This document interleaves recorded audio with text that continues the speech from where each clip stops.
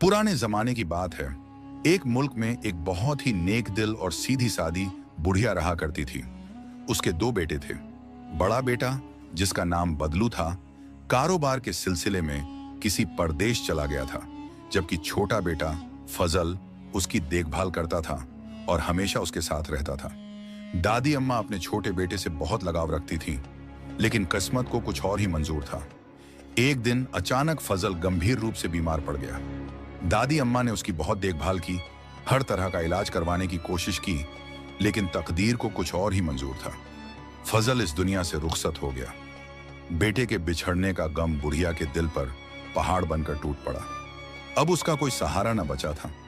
इस दुख की घड़ी में उसने अपने परदेशी बेटे बदलू को एक खत लिखा और अपनी हालत के साथ साथ फजल की मौत की खबर भी उसे भिजवा दी।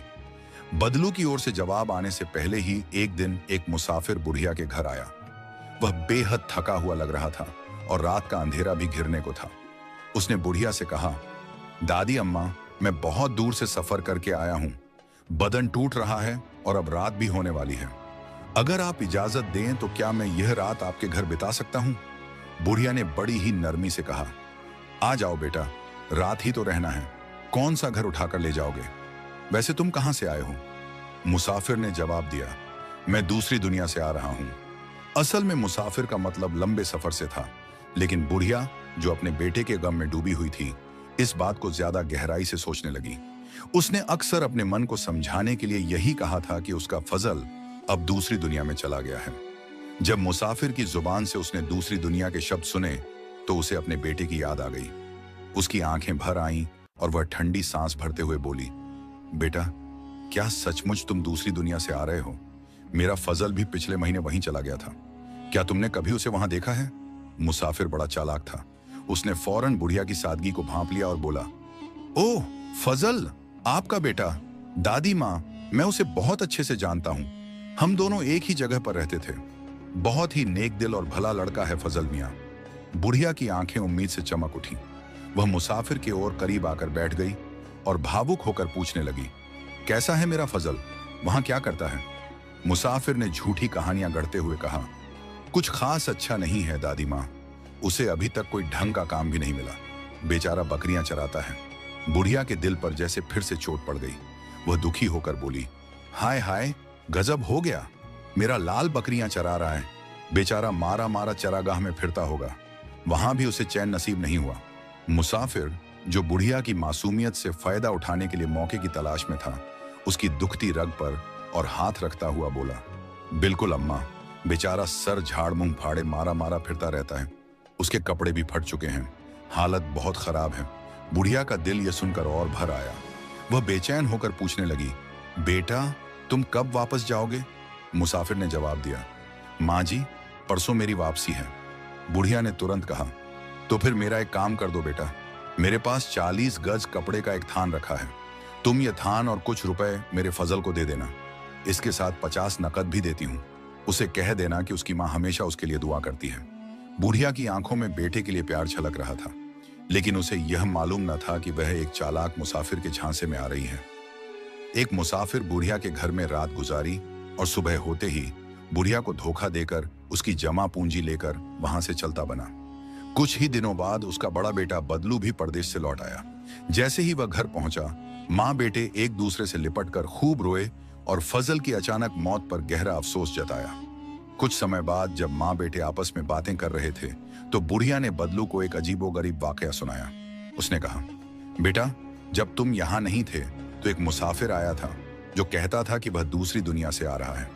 उसने बताया कि तुम्हारा भाई फजल भी वहीं रहता है।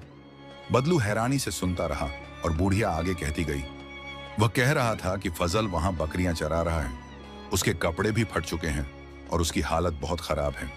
यह सुनकर मेरा दिल भर आया, इसलिए मैंने उसे एक थान कपड़ा और 50 नकद रुपए फजल के लिए दे दिए ताकि वह कुछ आराम से रह सके। बुढ़िया की यह बात सुनकर बदलू चौंक पड़ा। वह अब इतना सीधा साधा नहीं रहा था, क्योंकि परदेश में रहकर उसने दुनिया की हकीकत को अच्छी तरह समझ लिया था। वह तुरंत माँ की मासूमियत और उस चालाक मुसाफिर की धोखेबाजी को भांप गया। गहरी सांस लेते हुए वह बोला, अम्मा, क्या वाकई तुमने ऐसा किया? भला दूसरी दुनिया से कोई वापस आता है? बदलू को रह रहकर अपनी मां की सादगी और उस धोखेबाज मुसाफिर की चालाकी पर गुस्सा आ रहा था। वह अपनी मां को भोलापन कहें या बेवकूफी समझ नहीं पा रहा था। कुछ देर सोचने के बाद वह बोला, अच्छा अम्मा, तुम घर पर आराम करो, मुझे एक जरूरी काम से बाहर जाना है। बदलू ने मन ही मन ठान लिया कि जब तक उसे अपनी मां से भी अधिक भोला और सीधा साधा इंसान नहीं मिल जाता, तब तक वह घर नहीं लौटेगा, और जब तक अपने नुकसान की भरपाई नहीं कर लेगा, तब तक चैन से नहीं बैठेगा। यही सोचते हुए वह एक दिशा में निकल पड़ा, बिना यह सोचे कि उसे जाना कहां है।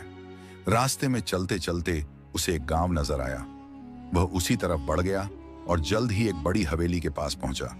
यह एक जमींदार की हवेली थी, जिसके बाहर एक मोटी तगड़ी बकरी बंधी हुई थी। उसके पास ही 3 खूबसूरत मेमने बैठे थे।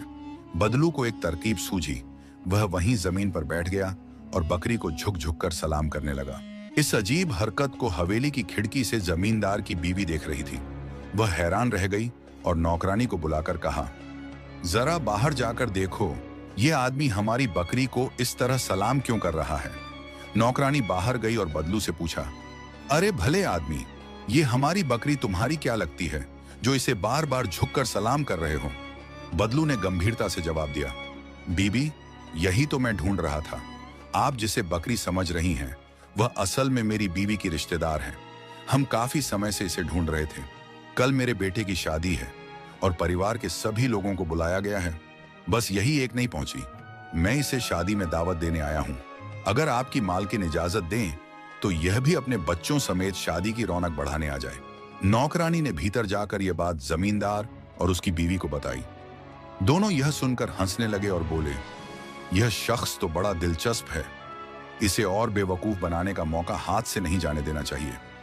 जमींदार ने नौकरानी से कहलवाया, अगर यह तुम्हारी बीवी की रिश्तेदार है तो हमें कोई आपत्ति नहीं, लेकिन इसे तुम्हारे घर का रास्ता नहीं मालूम होगा, इसलिए अच्छा होगा कि तुम इसे भी अपने साथ ले जाओ। बदलू का मन खुश हो गया कि वह भी किसी को मात देने में सफल हो रहा है। जमींदार की पत्नी को यह तमाशा इतना रोचक लगा कि उसने नौकरानी को तुरंत हुक्म दिया, हमारी बकरी साहिबा अपने रिश्तेदारों की शादी में शिरकत करने जा रही हैं, तो इन्हें खूब सजा दो। सर्दी बहुत है, मेरा वह ऊनी कपड़ा निकालो ताकि बकरी साहिबा आराम और ठाठ से यात्रा करें। जमींदार और उसकी नौकरानी ने बकरी और उसके तीनों मेमनों को खूब सजाया। फिर एक शानदार गाड़ी मंगवाई जिसमें 2 घोड़े जोते गए। बकरी और उसके मेमनों को शाही अंदाज में गाड़ी में बैठाया गया।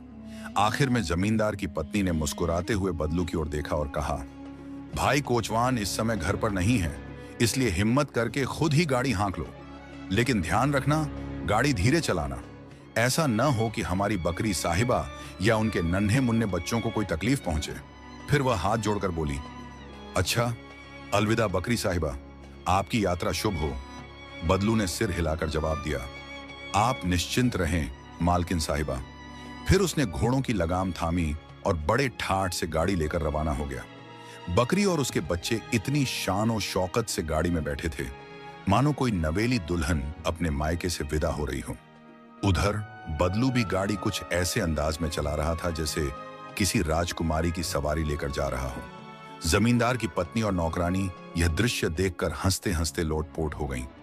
जब तक गाड़ी उनकी नजरों से ओझल नहीं हुई, उनकी हंसी रुकने का नाम नहीं ले रही थी।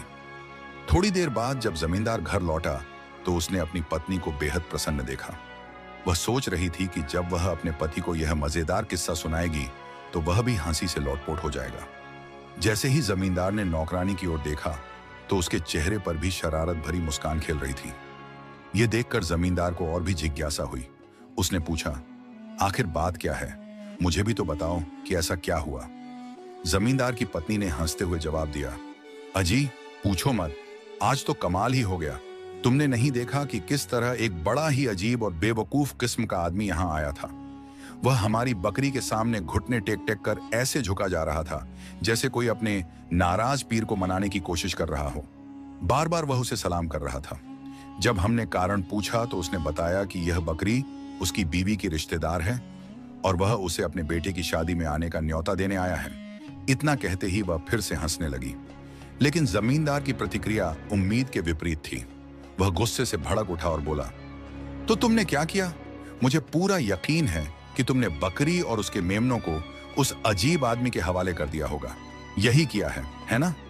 उसकी पत्नी ने हंसते हुए सिर हिलाया। बिल्कुल, बल्कि हमने उसे और ज्यादा बेवकूफ बनाने के लिए बकरी को खूब सजाया और उसे अपना ऊनी कपड़ा भी पहना दिया। इसके अलावा इसके मेमनों को भी खूब तैयार किया और फिर 2 घोड़ों की बग्घी में बैठाकर भेजा।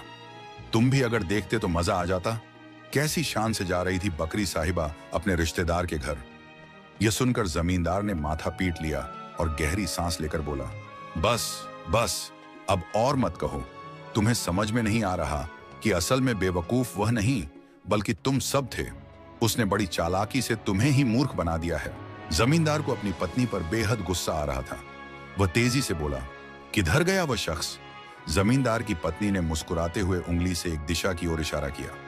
जमींदार ने देर किए बिना अपना घोड़ा तैयार किया और उस अजनबी का पीछा करने निकल पड़ा। उधर बदलू पहले ही इस बात को भांप चुका था कि अगर जमींदार को सच्चाई का पता चला तो वह उसका पीछा जरूर करेगा। इसलिए उसने पहले से ही एक योजना बना रखी थी। जैसे जैसे उसे यह एहसास हुआ कि कोई उसका पीछा कर रहा है, उसने अपने घोड़ों की दिशा बदल दी और उन्हें एक घने जंगल की ओर मोड़ दिया। जंगल में घुसते ही उसने गाड़ी और घोड़ों को झाड़ियों की ओट में छिपा दिया। फिर खुद जंगल से बाहर आया, अपनी टोपी उतारी और उसे जमीन पर रखकर वहां बैठ गया, जैसे किसी बात की प्रतीक्षा कर रहा हो। इतने में जमींदार भी वहां आ पहुंचा। उसने इधर उधर नजर दौड़ाई और फिर बदलू की ओर देखकर पूछा, ओ भाई टोपी वाले, जरा बताओ, क्या तुमने इस रास्ते से किसी को 2 घोड़ों की गाड़ी में जाते देखा है? बदलू ने बेहद सहजता से सिर हिलाया और बोला, जी हां हुजूर, देखा था। उस गाड़ी में एक बकरी और उसके 3 नन्हे मेमने भी बैठे थे, मगर अब तो उसे गए काफी देर हो चुकी है। जमींदार बेचैनी से बोला, किधर गया वह? मुझे उसे हर हाल में पकड़ना है। बदलू ने सिर खुजाते हुए कहा, हुजूर, क्या आप इस रास्ते को अच्छी तरह जानते हैं? जमींदार ने भौहें चढ़ाते हुए कहा, नहीं, लेकिन इससे क्या फर्क पड़ता है? बदलू हल्का मुस्कुराया और जवाब दिया, फर्क पड़ता है सरकार। यह रास्ता बहुत पेचीदा है। यहाँ जगह जगह संकरे मोड़ आते हैं और एक रास्ते से दूसरा रास्ता निकलता चला जाता है। अगर आप अकेले गए तो ऐसा न हो कि खुद भी भटक जाएं और वापस लौटना मुश्किल हो जाए। जमींदार अब चिंतित हो उठा। उसने थोड़ी नरमी से कहा, तो फिर तुम ही मेरी मदद करो, मेरे साथ घोड़े पर बैठो और रास्ता दिखाओ। बदलू ने सिर हिलाते हुए कहा, माफी चाहता हूं हुजूर, लेकिन मैं नहीं जा सकता। मेरी इस टोपी के नीचे एक शिखरा बैठा है। यह बहुत कीमती परिंदा है और मैं इसकी निगरानी कर रहा हूं। जमींदार ने माथे पर बल डालते हुए कहा, अरे छोड़ो ये शिखरा विकरा, तुम मेरी मदद करो, मैं तुम्हारी टोपी की निगरानी कर लूंगा। बदलू ने गंभीरता से जवाब दिया, सरकार, यह शिखरा बहुत अनमोल है। अगर यह उड़ गया तो मेरा मालिक मुझे जिंदा नहीं छोड़ेगा। इसी वजह से मैं यहां बैठा हूं और कहीं नहीं जा सकता। जमींदार ने थोड़ा सोचते हुए पूछा, अच्छा बताओ, कितनी कीमत है इस शिखरे की? बदलू ने बिना देर किए जवाब दिया, यही कोई 500 अशर्फियां तो होंगी हुजूर। जमींदार ने तुरंत अपनी जेब में हाथ डाला, कुछ सिक्के निकाले और बदलू की ओर बढ़ाते हुए कहा, अगर यह शिखरा उड़ भी गया तो चिंता मत करो, मैं तुम्हें इसकी पूरी कीमत चुका दूंगा। बदलू ने सिक्कों की चमक को देखा और फिर मुस्कुराते हुए बोला, हुजूर, मैं आपकी बात पर कैसे भरोसा कर सकता हूं? जुबानी वादों से कुछ नहीं होता, मुझे अपने मालिक का डर है। जमींदार ने गहरी सांस ली, फिर अपनी जेब से पूरी 500 अशर्फियां निकालकर बदलू की हथेली पर रख दी और कहा, लो, ये तुम्हारी जमानत, अब तो मेरी मदद करने चलोगे? बदलू ने सिक्कों को अपने कपड़े में बांध लिया और फिर संजीदगी से बोला, ठीक है हुजूर, लेकिन शिखरे का ध्यान रखना, अगर यह उड़ गया तो मेरी शामत आ जाएगी। जमींदार ने सिर हिलाया और टोपी को बड़े एहतियात से पकड़ लिया। इधर बदलू ने बिना समय गंवाए जमींदार के घोड़े पर छलांग लगाई और यह कहते हुए तेजी से निकल पड़ा, मैं अभी जाता हूं सरकार, आप यहीं इंतजार करें। समय बीतता रहा मगर बदलू लौटकर नहीं आया। जमींदार टोपी की पहरेदारी करता रहा, लेकिन जब काफी घंटे बीत गए और कोई आता जाता नजर नहीं आया तो वह बेचैन हो उठा। आखिरकार उसने धीरे धीरे टोपी उठाई, यह देखने के लिए कि उसके नीचे वाकई कोई शिखरा है भी या नहीं। लेकिन जैसे ही टोपी हटाई वह हैरान रह गया, नीचे कुछ भी नहीं था। गुस्से से तमतमाए जमींदार ने जमीन पर थूक दिया और गुस्से में बड़बड़ाया, अरे ये तो वही शख्स निकला जिसने मेरी बीवी को भी मूर्ख बनाया था। कितना बड़ा धोखेबाज है यह। उधर बदलू अब तक 3 शानदार घोड़े, एक खूबसूरत बग्घी और सेहतमंद बकरी के साथ अपने घर पहुंच चुका था। घर पहुंचते ही उसने खुशी से अपनी मां को आवाज लगाई, अम्मा, अब मैं हमेशा तुम्हारे पास रहूंगा। पहले मुझे लगता था कि तुमसे सीधी सादी और कोई नहीं है, लेकिन आज पता चला कि दुनिया में तुमसे भी ज्यादा भोले भाले लोग मौजूद हैं। उम्मीद है आप लोगों को यह कहानी बहुत पसंद आई होगी। यदि कहानी पसंद आई हो तो कमेंट में अपनी राय जरूर दें और वीडियो को लाइक और चैनल को सब्सक्राइब जरूर करें।